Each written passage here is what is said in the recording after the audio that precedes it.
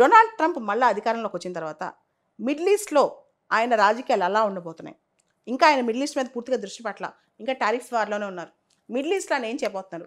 Donald Trump అంటే Israel, Israel అంటే Trump. అంటే Trump and Israel they are very very very close.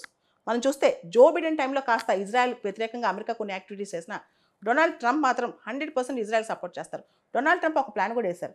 నాకు Gaza strip ఇచ్చేసేయండి, Gaza స్ట్రిప్లో America మొత్తం కొత్త ప్లాన్ వేస్తే గాజాను రూపురేఖలే మార్చేస్తుందని చెప్పి. దీంతో ఈవెన్ చాలా అరబ్ దేశాలకు కోపం వచ్చేసింది. నువ్వెవరు ఇక్కడ రావడానికని అడుగుతున్నారు అనమాట. సో ట్రంప్ మాత్రం గాజా మీద కూడా కన్నేస్తారు. ఈ పరిస్థితిలో ఎంటర్ ఎపిసోడ్లో ఇప్పుడు ఇమ్మాన్యుయల్ మ్యాక్రోన్ ఫ్రెంచ్ ప్రెసిడెంట్ వచ్చి మేము పాలస్తీనాని స్టేట్గా రికగ్నైజ్ చేయడం అనేది అది ఒక సర్ప్రైజింగ్ అండ్ షాకింగ్ స్టేట్మెంట్ అని చెప్పొచ్చు. And Donald Trump and Israel ఇద్దరు స్ట్రాంగ్ ఫ్రెండ్స్ కావచ్చు. మీకు అందరికీ తెలుసు డొనాల్డ్ ట్రంప్ ఇంతకుముందు టర్మ్లో జెరూసలేంకి సంబంధించి కూడా భారీ స్టేట్మెంట్ ఇచ్చి American consulate, American embassy office కూడా జెరూసలేంలో పెట్టించారు.